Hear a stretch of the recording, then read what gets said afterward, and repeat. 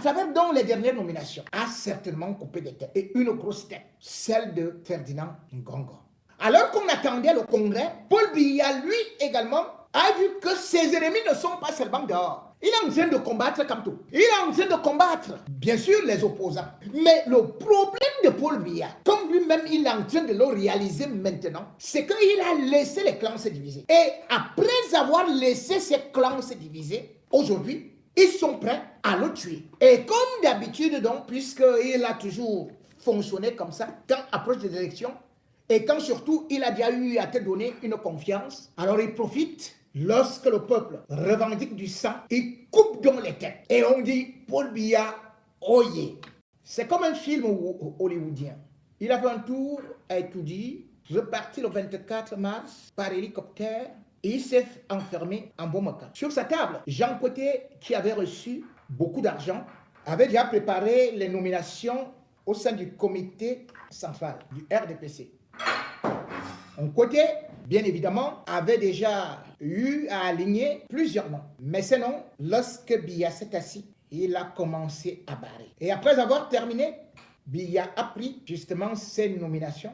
Il a remis à Vondaïro, le directeur du cabinet civil, qui en ce temps était à Yaoundé, mais a été rappelé en Bamako. C'est ce dernier donc, par hélicoptère, qui a acheminé ces nominations. Ces nominations sont importantes, dans la mesure où celui qui était déjà le vice-dieu, à savoir Ferdinand Ngongo, attendait déjà sa nomination. Et déjà, il avait déjà occupé toutes les fonctions. Il était devenu déjà le directeur de campagne. Jamais on n'avait vu un secrétaire général à la présidence se mouvoir ainsi sur le terrain. Ngongo était véritablement devenu le président. Il avait déjà placé également beaucoup de pions un peu partout, dans toute l'administration, sur des points clés. Et même, il avait déjà débranché le Premier ministre. Joseph John Goutier ne servait plus que d'épouvantail. C'est sur haute instruction que la République fonctionnait déjà. Et dans la grisaille du pouvoir, Ferdinand Ngongo, qui avait compris qu'il avait déjà conquis tout, en commençant par les forces de sécurité telles que le BIR, puisque j'en avais déjà parlé, la gendarmerie, et aussi avait déjà détrôné, débranché son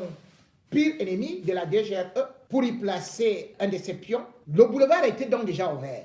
Au niveau du BIR, vous ai-je encore dit, non seulement Eran Moïse était son grand ami, est devenu son grand ami, mais le colonel Ilan, aujourd'hui, est devenu pratiquement son garçon de course.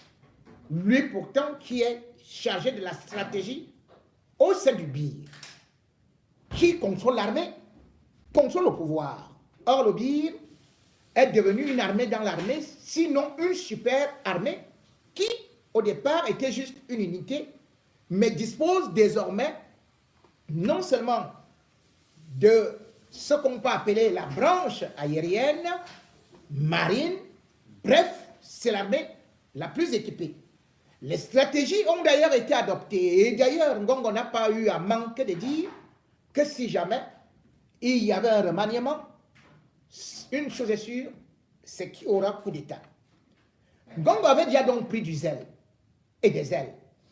Et c'est pour ça d'ailleurs que Nkwete ne pouvait que respecter ses désirata. C'était juste un homme. Il avait juste mis son nom et il ne restait plus que Paul Biya pour valider cela.